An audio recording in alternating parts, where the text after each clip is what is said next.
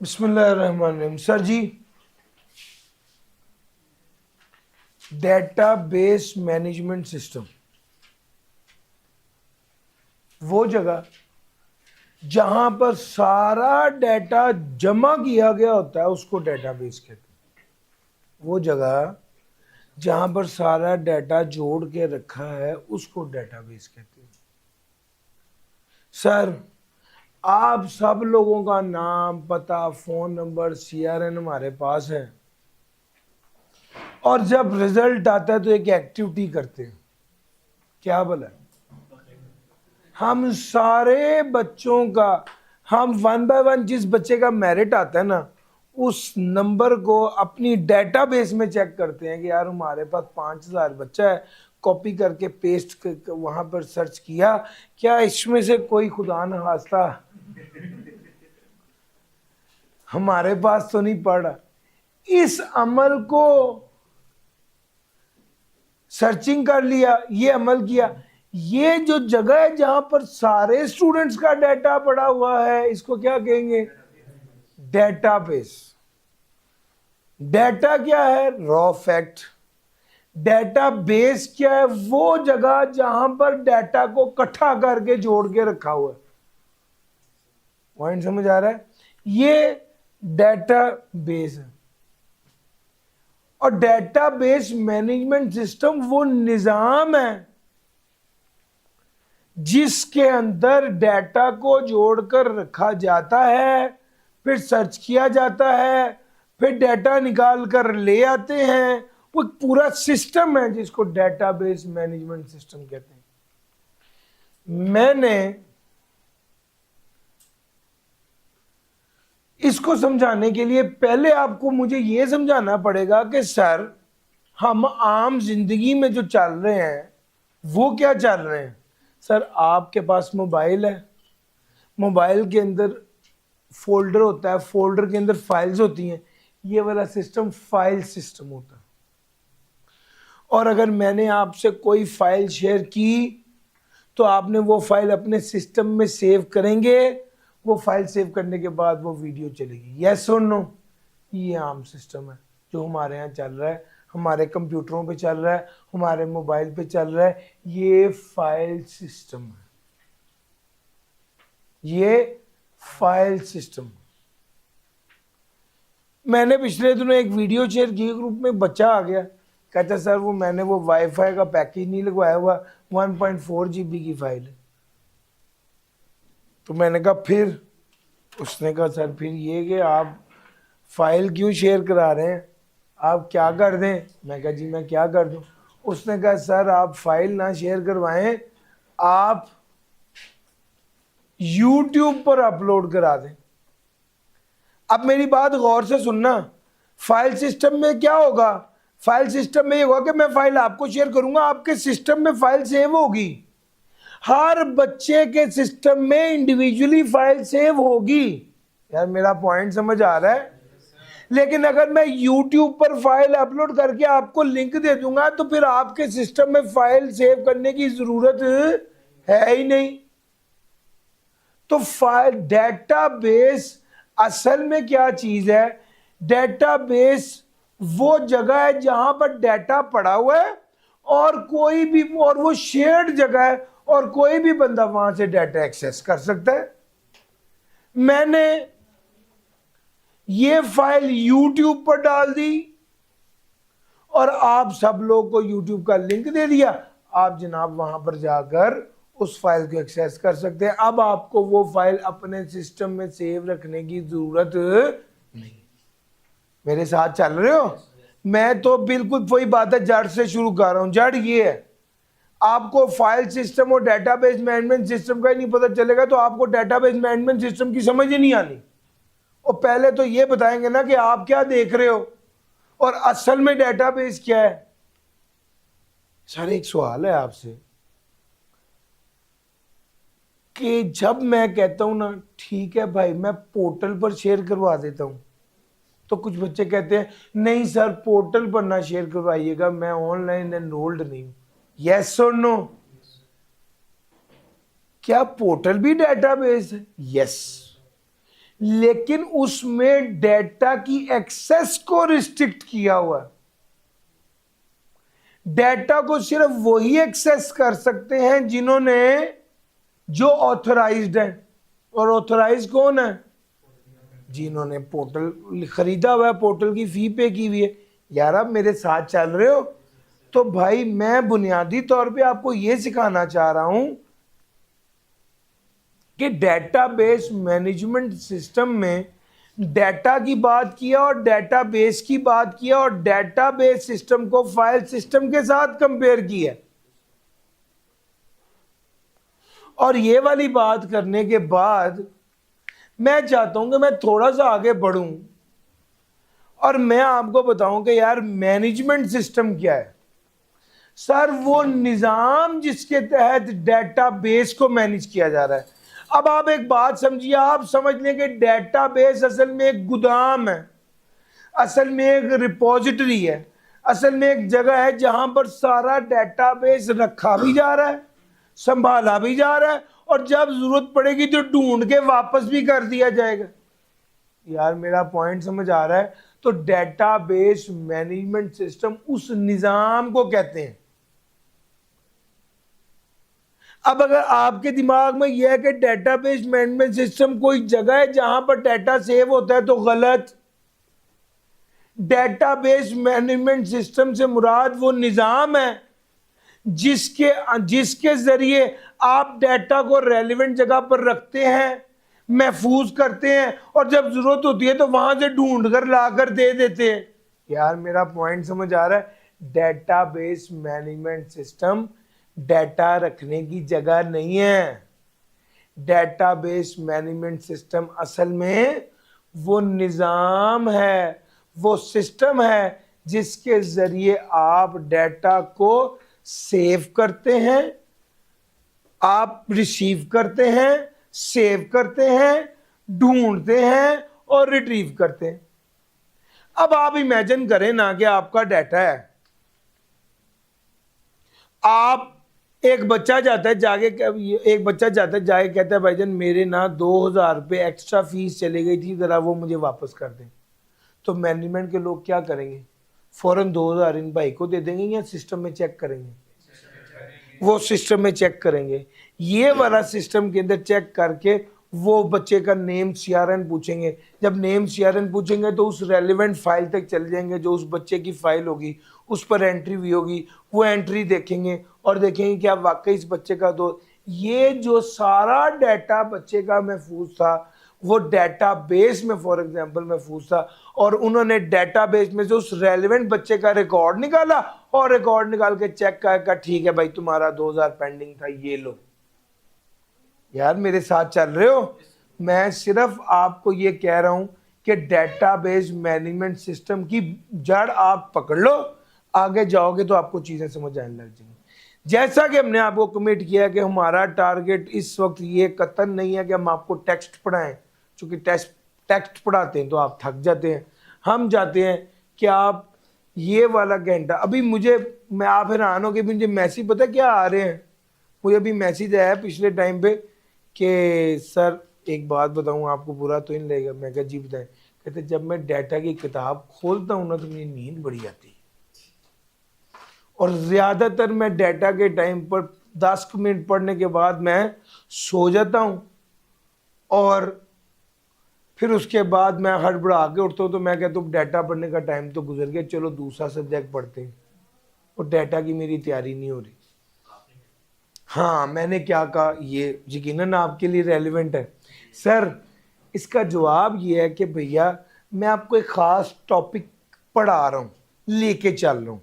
आपके पास जब आप घर जाते हो पढ़ने का टाइम होता है तो आपके पास एक चैलेंज होता है कि यार ये सर ने पढ़ाया है, ये तो मैं कवर करूं जो आज सर ने पढ़ाया है।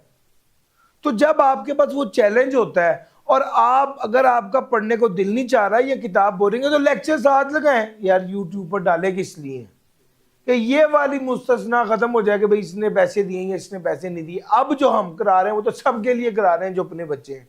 सीए के सारे बच्चे अपने बच्चे हैं ना, तो हमने वो कर दिया। अब आपको क्या चाहिए? आप YouTube के लिंक पर जाएं, और वहां से लेक्चर चलाएं। लेक्चर में मैं इनकॉर्पोरेट कर रहा हूं, कोशिश कर रहा हूं कि भाई वो वाली बातें करूं जो बुकिश नहीं है, जो कॉन्सेप्ट बिल्डिंग की है, जिसके बाद आप किताब पढ़ेंगे तो कम से कम खोपड़ी में पढ़ तो रहा होगा कि क्या क्या रहा है, बजाय इसके कि आप इससे पहले किताब पढ़ते नींद भला क्यों आती है। एक तो सब्जेक्ट रहा है, दूसरा आपको कुछ समझ ही नहीं आ रही होती, और वो समझ इसलिए नहीं आ रही होती क्योंकि आपको फाइल सिस्टम और डेटाबेस मैनेजमेंट सिस्टम का डिफरेंस ही नहीं पता, और आप सोचते हैं कि डेटाबेस मैनेजमेंट सिस्टम है, हाँ ये बहुत मजे की चीज है, बहुत फायदे की चीज है, इसका 15 नंबर का सवाल है ना, इसको कर लो। अब इससे तो नहीं भाई याद होगा। याद तो तब होगा जब आपको दिमाग में होगा कि यार ये बात किसकी कर रहे हैं, ये किस कॉन्टेक्स्ट में बात हो रही, ये किस कॉन्टेक्स्ट में बात हो रही। और सर मेरे साथ चल रहे हैं, ये असल बात है। सर जी मैंने आपको बता दिया डेटाबेस मैनेजमेंट सिस्टम का कॉन्सेप्ट समझ आया, यस और नो? आओ मेरे साथ। सबसे पहले आपको बताया फाइल सिस्टम और डेटाबेस मैनेजमेंट सिस्टम का क्या फर्क है। सर जी डेटाबेस मैनेजमेंट सिस्टम ने इंटरनेट भी बचाया, डेटाबेस मैनेजमेंट सिस्टम ने रिडंडेंसी भी बचाई। इतने ज्यादा बच्चों ने सब ने फाइल अपने सिस्टम पे सेव की होनी थी, अब एक ही जगह पर सेव कर दिया, सारे शेयर कर रहे हैं। डेटाबेस मैनेजमेंट सिस्टम ने डाटा को सिक्योर भी किया, जिसको मेरा दिल चाहेगा मैं एक्सेस कंट्रोल करूंगा, जिसको मेरा दिल चाहेगा मैं दिखाऊंगा, जिसको मेरा दिल चाहेगा मैं नहीं दिखाऊंगा। और सर समझ आ रहा है? तो डेटाबेस मैनेजमेंट सिस्टम और फाइल सिस्टम में कुछ डिफरेंसेस थे, उसकी बात की। और अब आगे चलता हूं और अब अगली बात करता हूं कि सर डाटा को समझाने के लिए एक एग्जांपल और दे देता हूं जिससे डाटा आप मजबूती से पकड़ लोगे, और वो एग्जांपल है एयरबेस की। यार जिस तरह डेटाबेस डाटा रखने की जगह है, इस तरह एयरबेस हवाई जहाज रखने की जगह। ठीक हो गया सर जी? ये कंट्रोल रूम। जिस तरह डेटाबेस मैनेजमेंट सिस्टम है जो उसको मैनेज कर रहा है, कौन सा डाटा कहां पर सेव होना है, कहां पर पड़ा हुआ है। डाटा को सेव करने से पहले डाटा पर नंबर लगा के सेव करते हैं, उसको कहते हैं इंडेक्सिंग, ताकि बाद में वो जो कहते हैं ना 36 नंबर लेके आ, कहते हैं या नहीं कहते? वो असल में क्या होता है, वो डाटा को नंबर लगा के सेव करते हैं, बाद में डाटा को उसी नंबर के साथ ही रिट्रीव कर लेते हैं। बिल्कुल इसी तरह सर जहाज डाटा पे नंबर लगाकर उसको सेव करते हैं, इतने जहाज कहां पर है, कितना है, कौन कौन सा जहाज है, इसको किस किस ने चलाना है। यहां पर वाकई हवाई जहाज की बात हो रही है, आप किसी किस्म का दूसरा जहाज ना समझिएगा, ठीक है? धुएं वाला नहीं है सर, ये सही वाला जहाज है। ठीक हो गया सर जी? बेसिकली वो जगह जहां पर जहाज रुके हैं, और वो जगह उसको मैनेज कर रहा है, जो जहाज को रुकवाता है, जो जहाज को प्लेस करवाता है, जो जहाज को अवेलेबल रखता है कि जब चाहिए हो तब फौरी तौर पे पायलट आए और जहाज उड़ा के ले जाए। यार मेरा पॉइंट समझ आ रहा है? वो पूरा कंट्रोल सिस्टम है, और डाटा की जुबान में कहूं तो वो पूरा सिस्टम संभालने, डाटा का आना, डाटा का उतरना, डाटा का सेव होना, डाटा का वापस रिट्रीव होना, डाटा का सर्च होना, ये सारा कुछ जो संभाल रहा है ये कौन है? Database management system. समझ गए सर? ये डेटाबेस मैनेजमेंट सिस्टम है सर।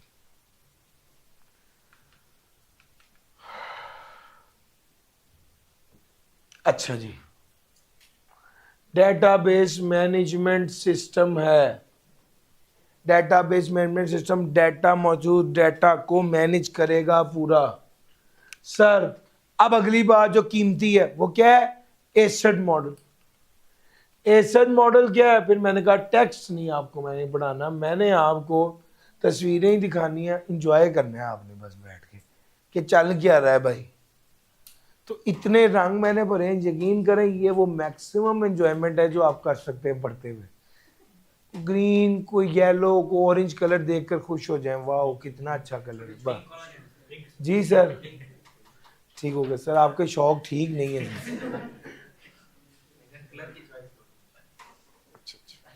ये आपने अच्छा किया बता दिया कलर की चॉइस, वरना मैं समझा आप कहेंगे मजबूरी है सर।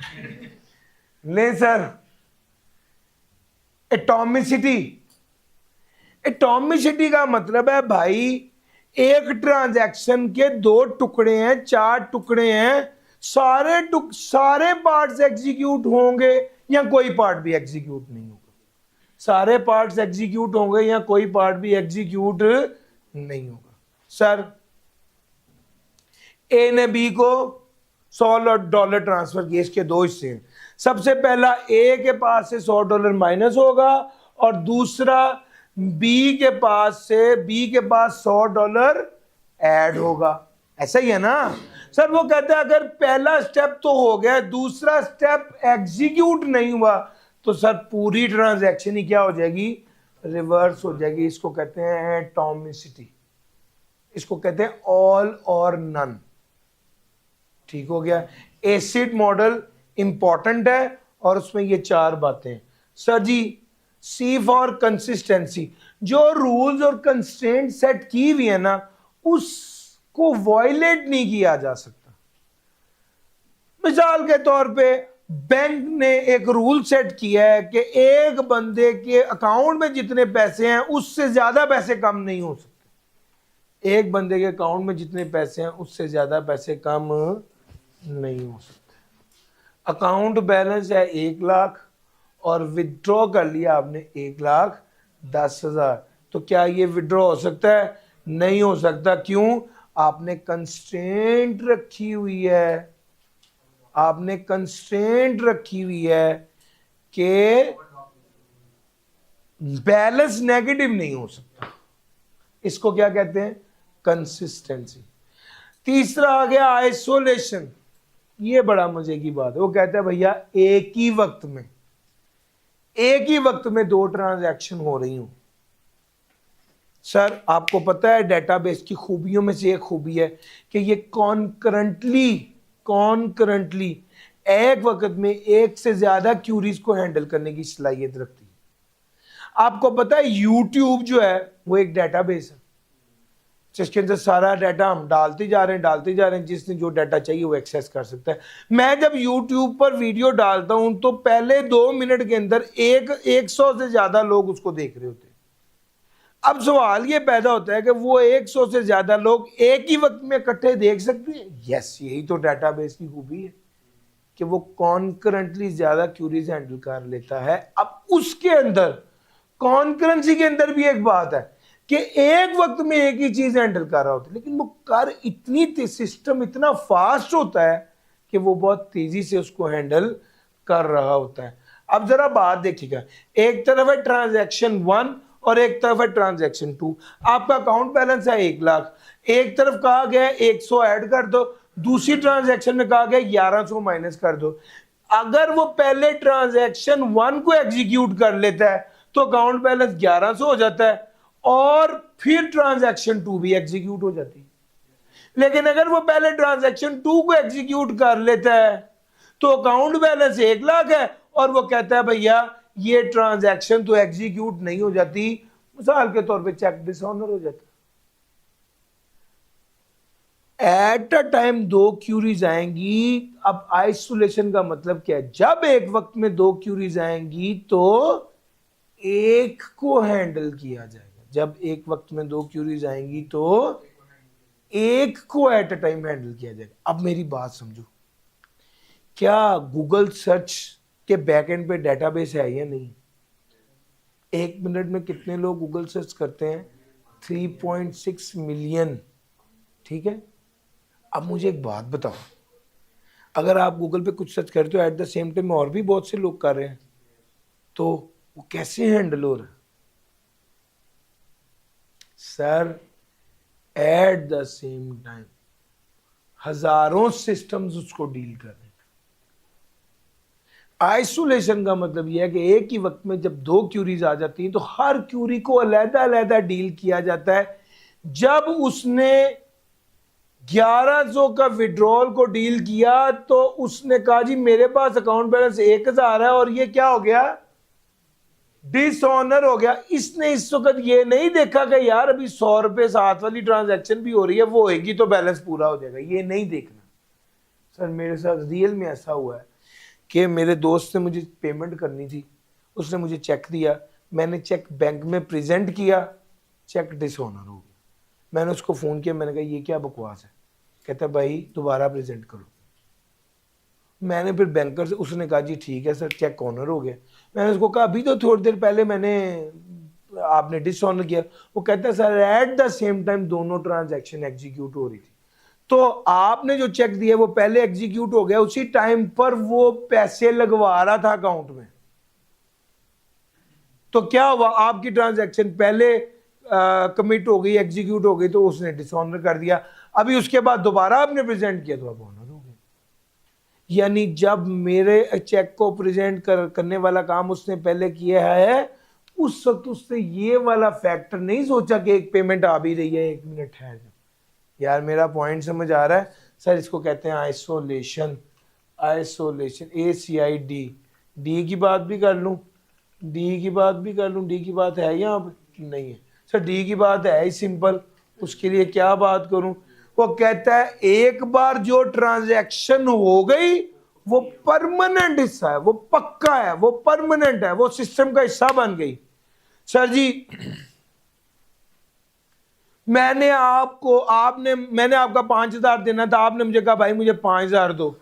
मैंने आपके सामने जायज़ कैसे 5,000 आपको ट्रांसफ़र किया, और जैसे ही ट्रांसफ़र हुआ मैंने फ़ौरन ईंट मार के मोबाइल तोड़ दिए।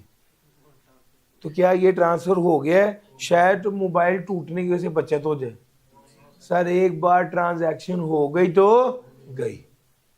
अब पूरा जायज कैश जो है ना वो क्रैश कर जाए, सब कुछ तबाह हो जाए, तो जब भी दोबारा जिंदगी में वो दोबारा एक्टिव होगा तो ये 5,000 की ट्रांजैक्शन हुई होगी। वो पॉइंट समझ आ रहा है सर? इसका मतलब है वो कहते होते हैं कि ये पत्थर पे लकीर है, हो गया तो हो गया। इसको कहते हैं ड्यूरेबिलिटी। एसिड मॉडल में 4 चीजें थी, ACID। A for atomicity, I for C for consistency, I for isolation, और D फॉर, मुश्किल तो नहीं लग रहा? चलो सर ये वाले बात भी मैंने करवा दी। सर जी लो जनाब अगली बात। अभी तक तो हम कर रहे थे मजाक, डेटाबेस की बेसिक बातें। अब हम डेटाबेस के अंदर घुसने लगे हैं, जरा ध्यान से। अब हम क्या करने लगे हैं? डेटाबेस की गूढ़ी बातें करने लगे हैं, अहम बातें करने लगे हैं। सर जी डेटाबेस की गेम असल में क्या है? डेटाबेस की गेम असल में क्या है?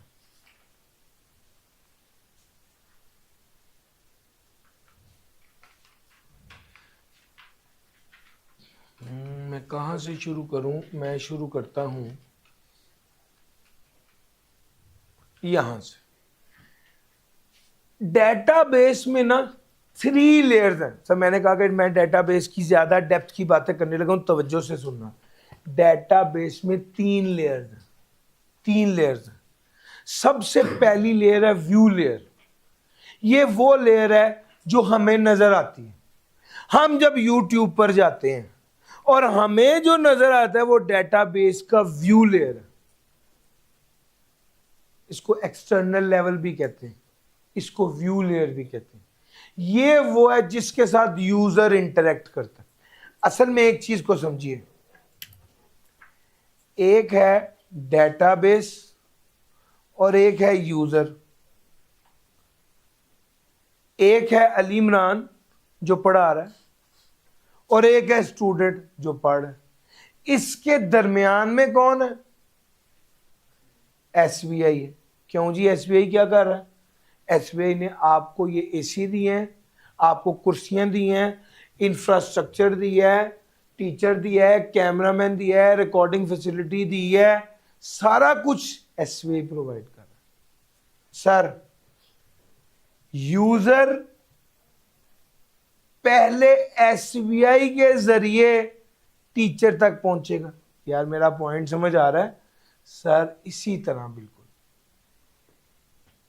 यहां पर SBI को हटाएं और बात करते हैं, आपको डाटा चाहिए, यूजर को डाटा चाहिए, डाटा तक पहुंचने के लिए दरमियान में क्या है? Database management system. दरमियान में क्या है? Database management system. ये हो गई कितनी लेयर्स? ये ना डेटाबेस मैनेजमेंट सिस्टम है। डेटाबेस मैनेजमेंट सिस्टम में आगे 3 लेयर्स हैं। सबसे पहली लेयर है व्यू लेयर। ये वो लेयर है जो कि देखता है यूजर। व्यू लेयर कौन सी लेयर है? जिसके साथ यूजर इंटरेक्ट करता है। ये जब गूगल में सामने खाना बनाता है, आप उस पर कुछ भी लिखते हैं, ठीक हो गया। फॉर एग्जांपल आप लिखते हैं टैक्स की कोई चीज़, टैक्स की कोई एडवांसमेंट यहाँ लिखते हैं, डाटा बुक यहाँ लिखते हैं, आई कैप, तो वो ये जिसके साथ आप इंटरेक्ट करेंगे है यूजर लेवल। दूसरा लेवल कौन सा होता है? Logical level. तीसरा लेवल होता है फिजिकल लेवल। मैं आपको एक एग्जांपल और देता हूं। ये 3 लेवल्स हैं, मुझे जरा इसकी डिटेल में जाना है। सबसे पहले आपको बताना है व्यू लेवल। यूजर लेवल क्या है? यूजर लेवल व्यू लेवल पर होता है, एक्सटर्नल लेवल पर होता है, ये देख रहा होता है। अच्छा, ये क्या देखता है? डेटाबेस मैनेजमेंट सिस्टम के जरिए पर्सन टू पर्सन व्यू को तब्दील किया जा सकता है। फॉर एग्जाम्पल, आप लोगों ने पोर्टल लिया हुआ है और आप हमारे पोर्टल पर एक्सेस कर लेते हैं, तो आपका व्यू कुछ और है, मेरा व्यू कुछ और है। व्यू लेवल फर्क है। क्या मतलब? सर जी जरा देखिएगा, मुझे पता क्या नजर आता है? जब मैं लॉगिन आईडी पासवर्ड डालता हूं ना उसी पोर्टल पर ही, तो मुझे नजर आता है चैप्टर 1 3 4 2 5 और इसकी ये तरतीब। ये देखो सर जी, ये एडिट की ऑप्शन है और ये डिलीट की ऑप्शन है। ये मुझे नजर आता है, मुझे ये नजर आता है। मेरा व्यू ये है। व्यू लेवल में पर्सन टू पर्सन जो व्यू है वो तब्दील किया जा सकता है। सर मैंने वो उंगली बनी आई थी, देखिएगा जी, मैंने इसको क्लिक किया, सामने आ गया चैप्टर। वीडियो ऐड करनी है या नहीं करनी? मैंने कहा एडिट करनी है वीडियो को। फिर उसके बाद आ गया ये लेक्चर नंबर 17 है। ये इस तरह से नजर आ रहा होता है मुझे। अब जरा आ जाओ, स्टूडेंट को क्या नजर आ रहा है? स्टूडेंट अपने मोबाइल से देख रहा है। स्टूडेंट के पास क्या ऑप्शन है? बस एडिट की ऑप्शन है, डिलीट की ऑप्शन है। जिस स्टूडेंट के पास जो अथॉरिटी है, जो स्टूडेंट जो एनरोल हुआ है, वो जब अपना लॉगिन आईडी और पासवर्ड डालता है तो उसको वो वाली चीज दिखाई जाती है जो कि उसके लिए जरूरी है, जो कि जो उसके लिए है, जिसकी उसकी अथॉरिटी है, जिसकी जरूरत है। और टीचर को वो वाली चीज दिखाई जा रही है जो उसके लिए जरूरी है। यार मेरा पॉइंट समझ आ रहा है? व्यू वेरी करता है, कर सकता है। आप डेटाबेस से इंटरेक्ट होने के लिए व्यू लेवल पर जाते हैं और व्यू लेवल मुख्तलिफ लोगों का मुख्तलिफ हो सकता है। आप स्टूडेंट पर गए, स्टूडेंट से आप पोर्टल पर गए, सर जी ये आपने कोर्स खोल लिया, ये कोर्स खोला, ये चैप्टर्स आ रहे हैं, ये वीडियोस आ रहे हैं, आपके पास ज़्यादा से ज़्यादा डाउनलोड की ऑप्शन है। टीचर के पास एडिट की ऑप्शन है, स्टूडेंट के पास अपने सिस्टम पर डाउनलोड की ऑप्शन है। सर ये व्यू का फर्क समझ आया? डेटाबेस मैनेजमेंट सिस्टम में पहला लेवल व्यू लेवल है, और व्यू लेवल का मतलब है कि आपको वो नजर आएगा जितनी आपकी अथॉरिटी है, जितना आपका काम है। अब ये तो मैंने आपको स्टूडेंट टीचर की एग्जांपल दे दी। अब जरा तवज्जो से मेरी एग्जांपल सुनो। सर आपको पता है हमारा डेटाबेस में सारी सैलरी की भी डिटेल है, सारी एचआर का भी डाटा है, सारा फाइनेंस का भी डाटा है, हमारे कोर्सेज भी हैं। सर जी टीचर को एचआर की इंफॉर्मेशन नजर आती है? नहीं। टीचर को क्या नजर आ रहा है? उतना ही जितना उसको दिखाया जाएगा। यार मेरा पॉइंट समझ आ रहा है? इसका मकसद ये है कि जिसकी जितनी हैसियत है, जिसका जितना रोल है, उसको उतनी एक्सेस दी जाती है। तो व्यू लेवल क्या लेवल है? व्यू लेवल वो लेवल है जो कि आपको नजर आना है जब आपने अपने क्रेडेंशियल्स डालने। तो सर समझ आ रहा है? ये असल बात है। टीचर लेवल और स्टूडेंट लेवल में व्यू का फर्क है। इसका एक मतलब बताऊं? इसका तो मतलब है सर बहुत सी चीजें हमें नजर ही नहीं आती। यस, नहीं नजर आती। एक ना कॉन्सेप्ट है डेटाबेस का भी और ओवरऑल आईटी का भी, इसको कहते हैं एब्स्ट्रैक्शन। क्या कॉन्सेप्ट है? एब्स्ट्रैक्शन। एब्स्ट्रैक्शन का मतलब होता है छुपाना। जितनी चीज दिखानी जरूरी है उतनी दिखाओ, जितनी दिखाने की जरूरत नहीं है उसको मत दिखाओ। वो मेरा पॉइंट समझ आ रहा है? इसको कहते हैं एब्स्ट्रैक्शन। आपको जितना जरूरी है उतना डाटा दिखा रहे हैं और जितना जरूरी नहीं है उतना नहीं दिखा रहे। सर जी अब मैं अगर एब्स्ट्रैक्शन का कॉन्सेप्ट लेना है तो मैं आपको एक एग्जांपल देता हूं, ये जरा देखना। सर जी हमारे घरों में जब हमें बल्ब चलाना होता है तो हमें ये कहा गया कि बल्ब बिजली से चलता है, ये वाला बटन है, ये चलाओगे तो बल्ब चल जाएगा। हालांकि इस बल्ब में बिजली कहां से आ रही है? डीपी से। हम डीपी को अलमारी में छुपा के रख देते हैं, किसी बच्चे को उस तक रसाई नहीं, एक्सेस नहीं देते। क्यों? यार तुम्हारा इसका काम ही नहीं है, बस ये बटन चलाओ, इतना ही काफी। ऐसा ही है ना? इसके भी पीछे क्या है? पावर प्लांट है जहां से बिजली बन रही है। क्या ये बिजली जो हमारे घर में आ रही है हमने कभी सोचा है कि ये पानी से बनी है या कोयले से बनी है या पेट्रोल से बनी है? नहीं सोचा, क्योंकि ये हमसे भी छुपाया गया है। यार एब्स्ट्रैक्शन समझ रहे हो क्या होता है? एब्स्ट्रैक्शन का मतलब है छुपा कर रखना। जो रिलेटेड चीज है, जो रेलिवेंट चीज है, बस वो दिखाई जाए, बाकी चीज को छुपा दिया जाए, उसको दिखाने की बताने की जरूरत नहीं है। सर आपको क्या चाहिए? आपको एक्सेस चाहिए। आपने पैसे दिए, आपने कहा सर मुझे सर अली इमरान का कोर्स चाहिए, उन्होंने आपको ये कोर्स दे दिया। अब आप पूछे सर ये कोर्स सेव कहां पे करेंगे? तो यार आपसे मतलब है ये जहां पे भी सेव हो रहा है। मेरा पॉइंट समझ आ रहा है? इसको जहां पर भी सेव करें आपकी सरदर्द नहीं है। इस लेवल को एब्स्ट्रैक्ट कर दिया है, छुपा दिया है। तो सर मेरा पॉइंट समझ आ रहा है? तो सर अब अगर आपको ये सारी बात समझ आ गई तो अब मैं आपको एक क्रक्स डिस्कस करने लगा हूं। वो कहता है भैया ये यूजर है, यूजर व्यू लेवल पर सिस्टम के साथ, डेटाबेस मैनेजमेंट सिस्टम के साथ इंटरैक्ट करता है। हालांकि व्यू लेवल पर इंटरैक्ट करता है, इसके नीचे एक और लेवल होता है जिसको कहते हैं लॉजिकल लेवल, कॉन्सेप्चुअल लेवल। यहां पर किसकी बात होती है? स्ट्रक्चर की बात होती है। हाउ डेटा इज ऑर्गेनाइज्ड, इसकी बात होती है। लेकिन ये वाला लेवल इस बच्चे को, इस यूजर को नजर नहीं आता। यार मेरा पॉइंट समझ आ रहा है? इसको छुपा दिया गया है, इसको ये दिखाई नहीं देता। इसको कहते हैं कॉन्सेप्चुअल लेवल। और उसके नीचे एक लेवल है जिसको कहते हैं फिजिकल लेवल। डेटा कहां पर सेव है?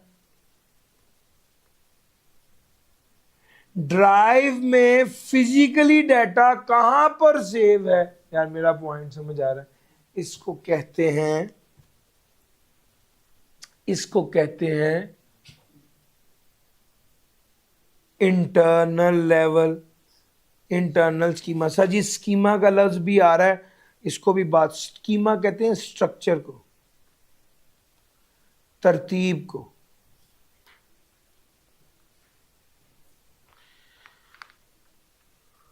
अब आपको मैं एक बात समझाना चाहता हूं, डेटाबेस मैनेजमेंट सिस्टम में कुजा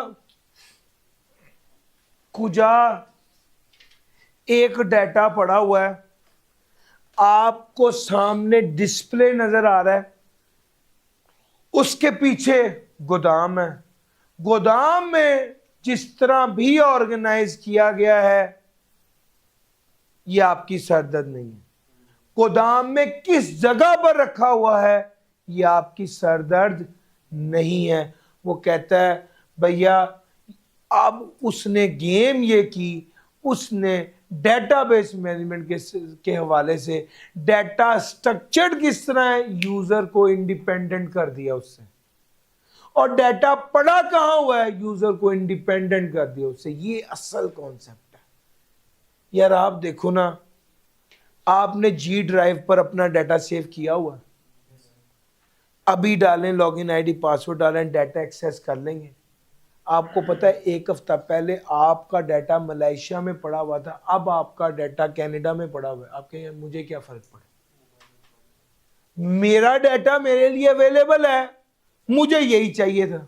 या इसको दूसरे तरीके से कहूं, जी ड्राइव वाले कहें तुम्हें क्या मसला है, डाटा मिल रहा है ना, बस अल्लाह पाक शुक्र। यार मेरा पॉइंट समझ आ रहा है सर?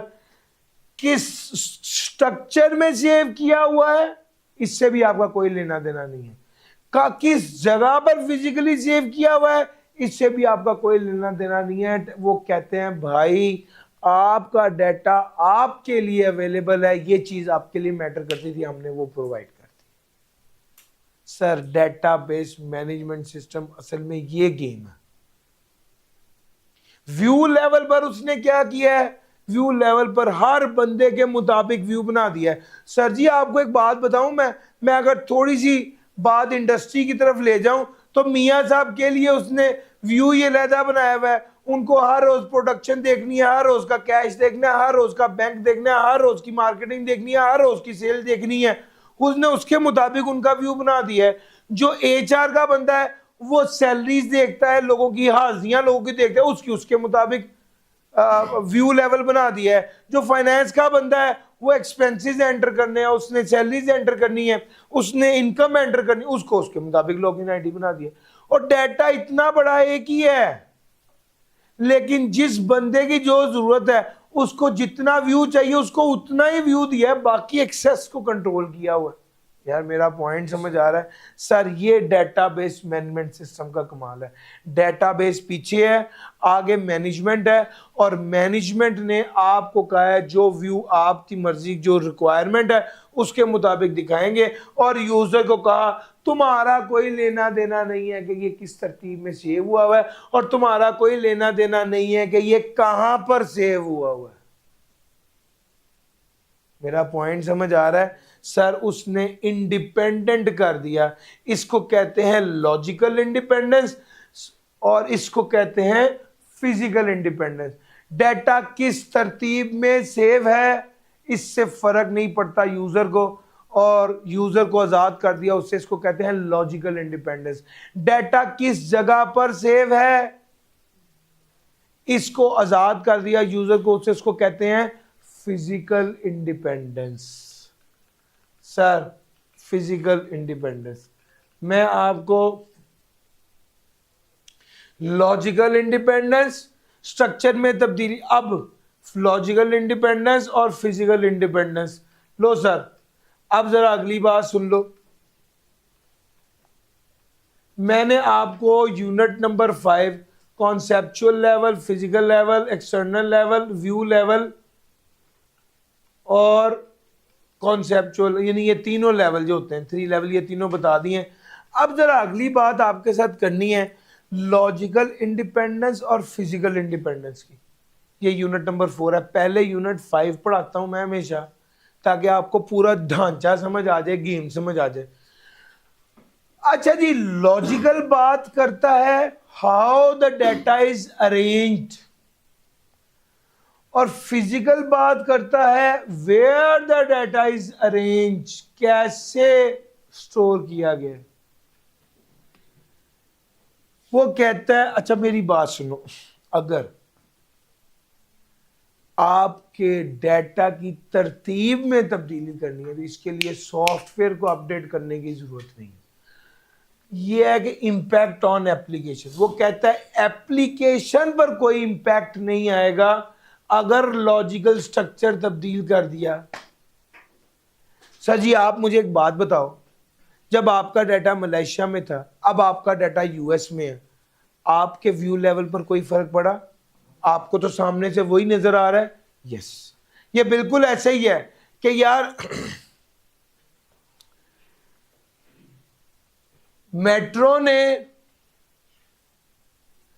डिस्प्ले सेम रखा हुआ है, पीछे गोदाम में सारी चीजों की जगह तब्दील कर दी है, आपको कोई फर्क पड़ रहा है? आपने कहा मुझे ये चाहिए, वो बंदा गया गोदाम से ले आया, बस अल्लाह पाक शुक्र, आपको आपकी चीज मिल गई। पॉइंट क्या है कि यार व्यू लेवल में तब्दीली नहीं आ रही तो यूजर को कोई तकलीफ नहीं है। अगर व्यू लेवल सेम रखकर लॉजिकल स्ट्रक्चर तब्दील कर दें, कोई फर्क नहीं पड़ेगा व्यू लेवल पे, और एप्लीकेशन को तब्दील करने की जरूरत नहीं है। हमें सॉफ्टवेयर डिजाइनर को बुलाने की, हमें सॉफ्टवेयर एप्लीकेशन पर कोई इम्पैक्ट नहीं है, हमें उसके लिए सॉफ्टवेयर डिजाइनर की जरूरत नहीं है। इसी तरह ही अगर स्टोरेज, फिजिकल स्टोरेज तब्दील होगी तो हमें सॉफ्टवेयर डिजाइनर की जरूरत नहीं है। सर जी अगर मैं एग्जांपल की बात करूं तो सर एक ही डाटा में अगर आपने कॉलम तब्दील कर दिए, फॉर एग्जांपल सारे एम्प्लॉयज का डाटा था, हमने कहा यार अब एम्प्लॉय का फोन नंबर के साथ उसके अब्बू का फोन नंबर भी सेव करना, अब हमने एक कॉलम ऐड कर दिया, ये कॉलम डेटाबेस में स्ट्रक्चर लेवल पर ऐड हुआ है, स्ट्रक्चर में तब्दीली आई है, सामने डिस्प्ले में कोई तब्दीली नहीं आई, उसके लिए तब्दील करने की जरूरत है? द आंसर इज नहीं। सर जी दूसरा, अगर एक टेबल था बड़ा जहां से डाटा फेच किया जाता था, ढूंढा जाता था और लेके आते थे, हमने दो छोटे बना दिए जहां से डाटा ढूंढा जाता है, अब सामने व्यू लेवल दोनों का सेम है। यार मेरा पॉइंट समझ आ रहा है? स्ट्रक्चर तब्दील हो गया, व्यू लेवल तब्दील नहीं हुआ, इससे कोई तब्दीली नहीं आएगी। एडिंग और रिमूविंग कॉलम्स, टेबल को स्प्लिट किया है, इसकी वजह से एप्लीकेशन में कोई तब्दीली नहीं आएगी, इसीलिए इसको कहते हैं लॉजिकल इंडिपेंडेंस। अगर पहले डाटा ड्राइव सी में सेव था, अब डाटा ड्राइव ई में सेव है, इससे व्यू लेवल में कोई तब्दीली नहीं आएगी, यूजर को पता भी नहीं चलेगा। इसको क्या कहते हैं? Physical independence. यार समझ आ रहा है कॉन्सेप्ट? ये असल बात है। रिलेट्स टू द स्ट्रक्चर, इसका ताल्लुक स्ट्रक्चर से है और इसका ताल्लुक स्टोरेज से, कहाँ सेव है, कैसे सेव है, किस टेक्निक के जरिए सेव है, ये सारी बातें। सर लॉजिकल इंडिपेंडेंस और फिजिकल इंडिपेंडेंस में यही सारी बातें थी, आपके साथ मैंने कर दी। यार एब्स्ट्रैक्शन की बात आपको समझ आई है? एब्स्ट्रैक्शन की बात ये,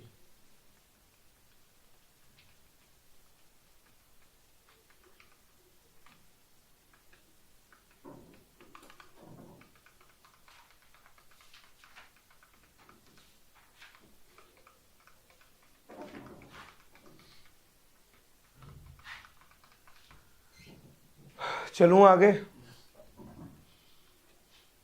सर जी अब मैं ईआर मॉडल की तरफ जा रहा हूं।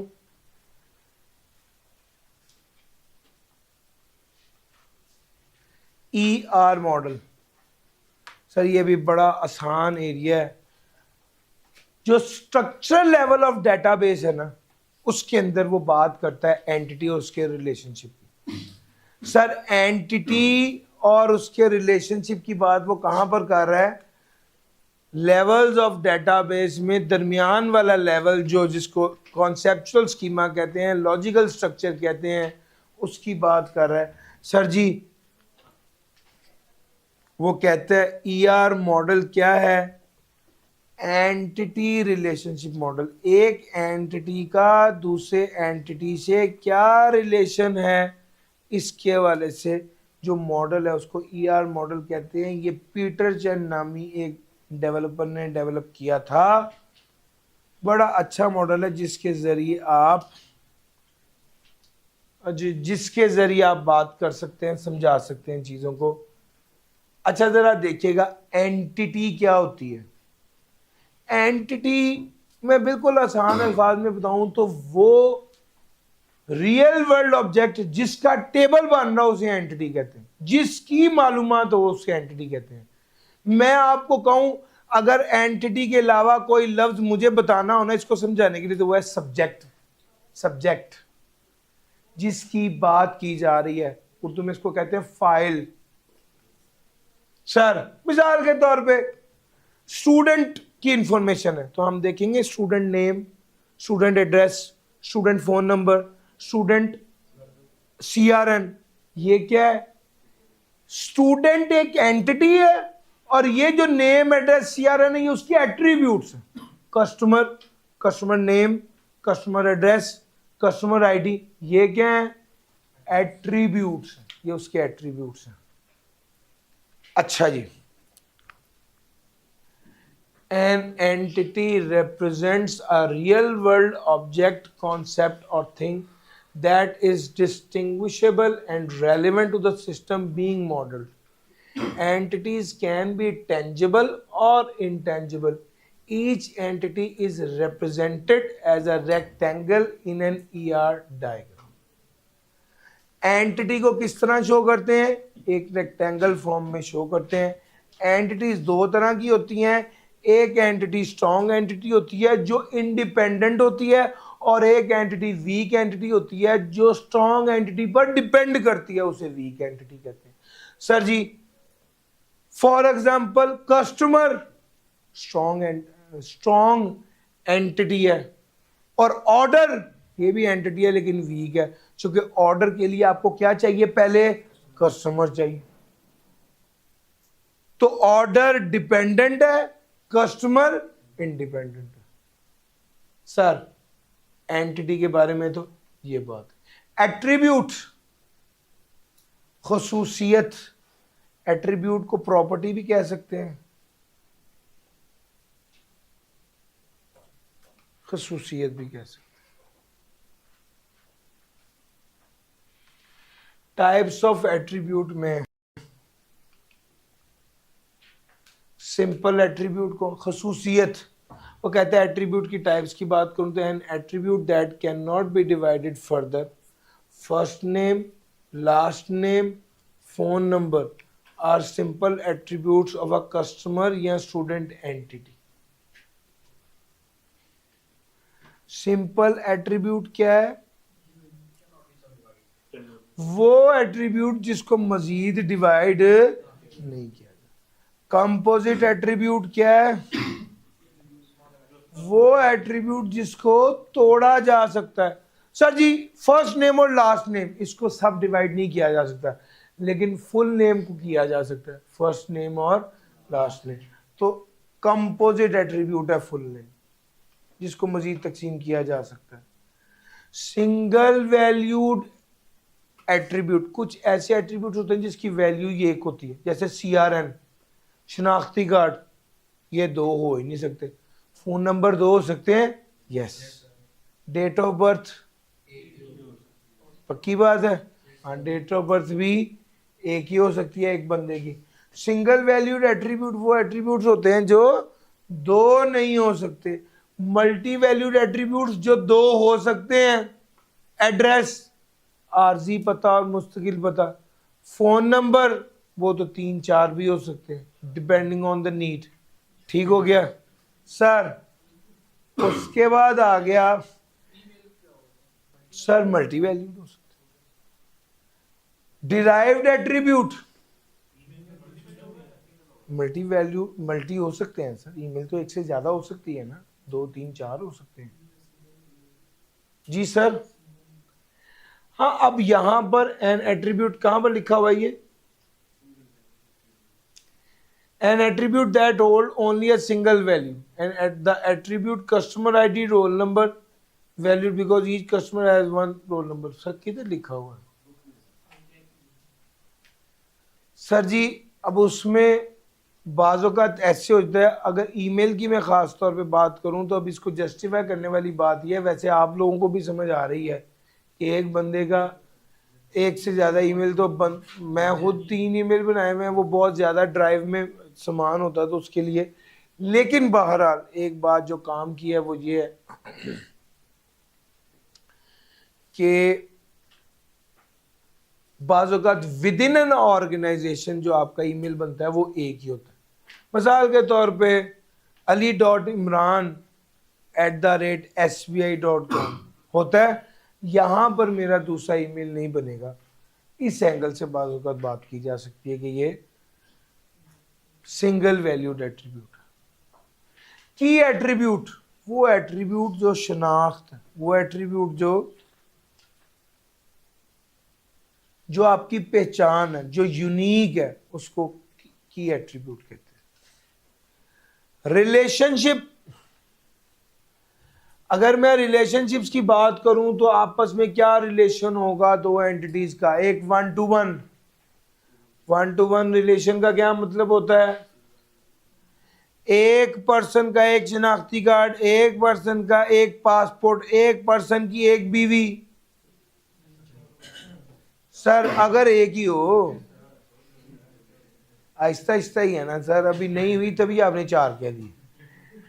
मर्द की एक बीवी, बीवी का एक शोहर, ये 1 to 1 होता है, दोनों के लिए एक एक। ठीक हो गया सर जी। दूसरा आ गया 1 to many। 1 to many, एक बंदे की एक से ज्यादा बीवियां, एक कस्टमर का एक से ज्यादा ऑर्डर, एक ऑर्डर में एक से ज्यादा प्रोडक्ट। ये क्या हो गया? 1 to many। many to many, sir 4 दोस्त हैं, उनके आपस में वो दोस्त हैं। एक बंदे के 3 दोस्त हैं और वो जो 3 दोस्त हैं वो भी एक एक बंदे के तीनों दोस्त हैं। ये मैनी टू मैनी है। 4 फ्रेंड्स हैं। ठीक हो गया, एक बंदा 3 का दोस्त और ये वाला एक जो है ये भी इन तीनों का दोस्त है। सर समझ आ रहा है? तो ये इस तरह से होता है। इसको दोस्त की नज़र से देखेंगे तो आपको ज़रा बेहतर समझ आ जाएगा। ठीक है, मियाँ बीवी वाली बात इस पे अप्लाई नहीं करनी है आपने। हमारे पाकिस्तान में नहीं होती, दुनिया में तो पता नहीं क्या क्या होता है।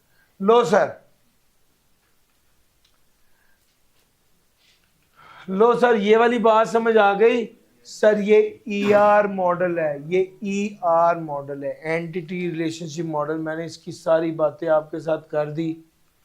अब मैं टाइप्स ऑफ डेटाबेस की तरफ जा रहा हूं। कीमती डिस्कशन है डेटाबेस के हवाले से। आखिरी बात है टाइप्स ऑफ डेटाबेस। सबसे पहली क्या है? सबसे पहली डेटाबेस क्या है? Hierarchical database. ये कैसे होती है sir? Hierarchy, a hierarchical database organizes data in a tree-like structure where data elements are arranged in parent-child relationship. This structure is easy to understand but limited in flexibility, as easy child node can only have one parent. Her child node का एक ही, each child node can only have one parent. ये system effective है for managing information in a hierarchical manner such as organizational chart or file system. A hierarchical database management system organize करता है data को किस structure में? Tree like structure में, जहां पर डाटा एलिमेंट्स को अरेंज किया जाता है पेरेंट चाइल्ड रिलेशन में। This structure is easy to understand but limited in flexibility. Sir ji मसला इसमें एक है, ट्री लाइक स्ट्रक्चर में इसको अरेंज किया होता है, मसला सिर्फ एक है ये 1 to 1 को बहुत अच्छा शो करता है, 1 to many को भी बहुत अच्छा शो करता है, लेकिन many to many नहीं शो करता, चूंकि एक बाप का एक ही बच्चा होगा। यस, एक बाप के 2-3 बच्चे भी हो सकते हैं, लेकिन 2 बच्चों के या 3 बच्चों के 2 बाप तो नहीं हो सकते। ये असल मसला है जिस वजह से ये इस तरह नहीं हो सकता। ये इसकी लिमिटेशन थी, जिस वजह से दूसरा डेटाबेस मैनेजमेंट सिस्टम आया जिसका नाम था network database management system. Network database management system ने इस कमी को पूरा कर दिया और उसने कहा भैया ये मैनी टू मैनी को भी कवर करेगा। और सर समझ आ रहा है? ये इसकी खास बात ये थी कि डाटा नेटवर्क की फॉर्म में ऑर्गेनाइज हो जाता है with multiple path. Many to many relationship nodes can have multiple parent and child relationships. Sir, multiple parent and child relationship. उसके बाद हम तीसरे पर जा रहे हैं। मेजर आपको स्ट्रक्चर बता दिया ना क्या कैसे कैसे है। आप ये चाहते हैं कि मैं इसके एडवांटेज डिसएडवांटेज भी डिस्कस कर दूं? स्ट्रक्चर कौन सा? सर मेन असल में देखें, जब आपको ये बात समझ आ गई ना, असल था हायरार्कियल। हायरार्कियल और नेटवर्क में सिर्फ एक डिफरेंस है। हायरार्कियल 1 to 1 1 to many को शो करता था और नेटवर्क वाला 1 to 1 1 to many के साथ मैनी टू मैनी को भी करता था। ठीक है, हायरार्कियल की ये लिमिटेशन थी, ये नेटवर्क ने कवर कर दिया और ये ग्राफ स्ट्रक्चर को प्रेजेंट करता है, ग्राफ स्ट्रक्चर को प्रेजेंट करता है। सर अगली बात आपके साथ चलेगी तो वो होगी रिलेशनल डेटाबेस मैनेजमेंट सिस्टम। यार ये सबसे कीमती बात, जब भी बात हो रही होती है ना डेटाबेस की, तो 90% लोगों के दिमाग में होता है कि हम शायद बात RDBMS की कर रहे हैं, यानी रिलेशनल डेटाबेस की कर रहे हैं। क्यों? सर इसमें बनते हैं टेबल्स। इसमें क्या बनते हैं? टेबल्स। जिसका टेबल होता है उसको क्या कहते हैं? एंटिटी कहते हैं। उस एंटिटी में जिन एट्रीब्यूट्स की बात होती है उसको क्या कहते हैं? जिस पहलुओं की बात होती है, अगर स्टूडेंट का टेबल बन रहा है तो स्टूडेंट क्या है? एक एंटिटी है। स्टूडेंट का नेम है, स्टूडेंट का फोन नंबर है, स्टूडेंट का CRN है, स्टूडेंट का एड्रेस है। सर ये सारे क्या हैं? एट्रीब्यूट्स हैं। यहां पर जो स्टूडेंट आ रहे हैं 1 2 3, ये क्या है? ये रिकॉर्ड होता है। हर रो रिकॉर्ड को शो करती है। यार मेरा पॉइंट समझ आ रहा है? हर रो एक रिकॉर्ड को शो करती है। इसको टुपल भी कहा जाता है। एट्रीब्यूट कॉलम है, रॉ टुपल है, रिलेशन टेबल जो है वो रिलेशन को शो करता है। प्राइमरी की और फॉरेन की। प्राइमरी की जो हर टेबल में एक यूनिक चीज होती है। प्राइमरी की क्या है? हर टेबल की एक, हर टेबल का, हर रिकॉर्ड का एक यूनिक फीचर। आप सब लोगों का CRN क्या है? यूनिक है और मुख्तलिफ है। यार कड़ाका निकल गया, पता नहीं क्या हुआ। अच्छा, हर, यार मुझे ना पानी ला देना भाई। हर टेबल का हर रिकॉर्ड में, हर रिकॉर्ड में एक यूनिक फीचर होता है जिसको क्या कहते हैं? आप सब लोगों का CRN जो है वो क्या है? आप सब लोगों का CRN यूनिक है। वो सर समझ आ रहा है? कोई ऐसा बच्चा नहीं हो सकता जो ये कहे मेरा CRN है ही नहीं, और कोई ऐसा भी नहीं हो सकता जो ये कहे कि मेरा CRN 0 है, और कोई ऐसा भी नहीं हो सकता जो ये कहे कि हम दोनों का CRN सेम है। यार मेरा पॉइंट समझ आ रहा है? प्राइमरी की कुछ बातें अपने ज़हन में बिठाओ। सबसे पहले यूनिकनेस है। दूसरी बात है नॉट नल, ऐसा नहीं हो सकता किसी का ना हो। तीसरी बात है रिपीट नहीं होता, रिपीट नहीं होता। प्राइमरी की तीन खसूसियात, प्राइमरी की तीन खसूसियात। फॉरेन की कौन सी की होती है? कल मैंने आपको एक बात बताई थी, द इंटेग्रिटी ड्रिफ्ट की, याद है? याद है उसका जो पाकिस्तानी होना था और उसका CNIC, उसकी एक यूनिकनेस थी। यस और नो सर? उसको कहते हैं प्राइमरी की। और फॉरेन की क्या थी? रिलेशन। सर एक एंटिटी का दूसरी एंटिटी से जो रिलेशन है वो तब्दील नहीं होना चाहिए, उसको कहते हैं रेफरेंशियल इंटेग्रिटी। यार मेरा पॉइंट समझ आ रहा है? तो वो कहता है field in one table that refers the primary key of another table to establish relationship between the table. As a teacher मैं खुद तैयारी कर रहा हूं, तो मैं तो आपको मतलब मैं खुद तैयारी कर रहा हूं तो मैं तो देखूंगा कौन सा क्या है, लेकिन एज ए टीचर मैं आपको सजेस्ट कर दूं और 99 नंबर का पेपर मेरी सजेशन के मुताबिक है और एक MCQ बाहर से आ जाए तो आपने तो कहना कि मुझे सर नहीं फील करा दिया। मेरे 16 नंबर आए, अगर वो MCQ मैंने किया होता ना तो मैं पक्का पास था। वो एक चैलेंज होता है, टीचर कोशिश करता है कि अपनी साइड कवर करे, वरना मैंने, अगर आप गौर करें तो सबसे कीमती बातें इस इवेंट सेशन में बताई हैं, उसमें से किसी को नहीं छोड़ना चाहिए आपको। उसके अलावा अगर कोई बात है तो उसको रीड करें, अंडरस्टैंड करें और कोशिश करें कि आगे निकलें। ये सब्जेक्ट बहरहाल अगर आपको टेक्नोलॉजी में बहुत ज़्यादा इंटरेस्ट नहीं है तो बोरिंग हो जाता है आपके लिए, लेकिन बहरहाल यार अब ये एक चीज़ है और इसको करना है तो अच्छे से करने का फ़ायदा है। मैंने तो अपनी अटमोस्ट एफर्ट की है कि इस सब्जेक्ट को कुछ इंटरेस्टिंग बनाया जाए और अल्हम्दुलिल्लाह मेरे पास जो फीडबैक आ रहा है वो एक्स्ट्रा ऑर्डिनरी है।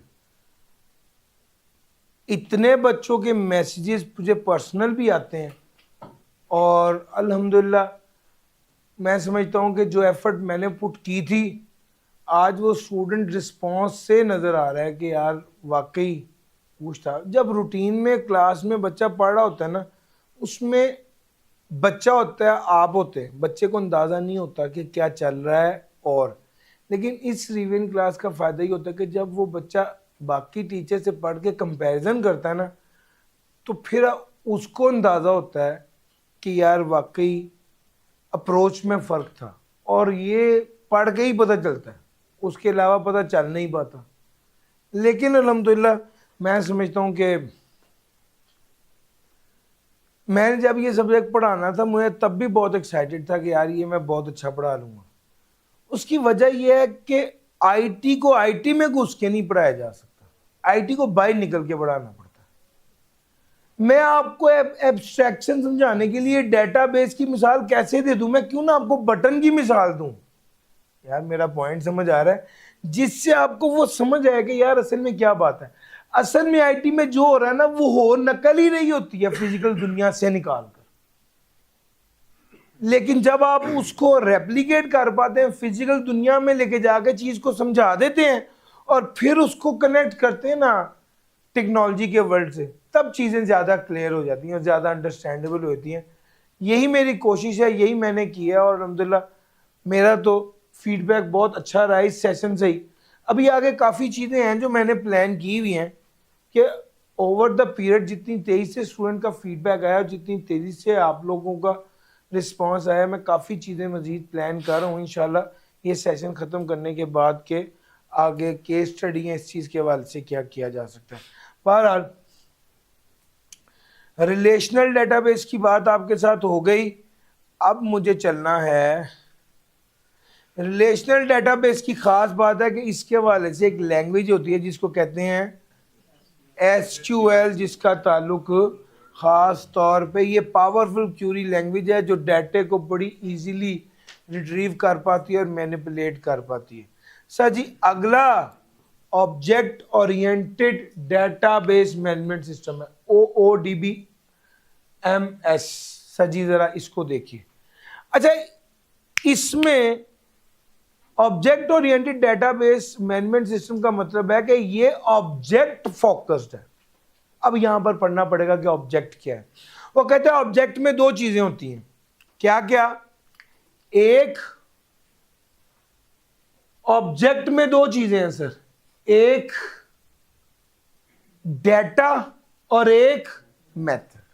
और मैं इसको समझाने के लिए हमेशा इस मोबाइल की एग्जांपल देता हूं कि सर ये फोन मेरे हाथ में है, सर इसके अंदर दो चीजें, एक इसका ब्रांड है, इसकी मेक है, इसका मॉडल है, और दूसरा इसके फंक्शंस हैं।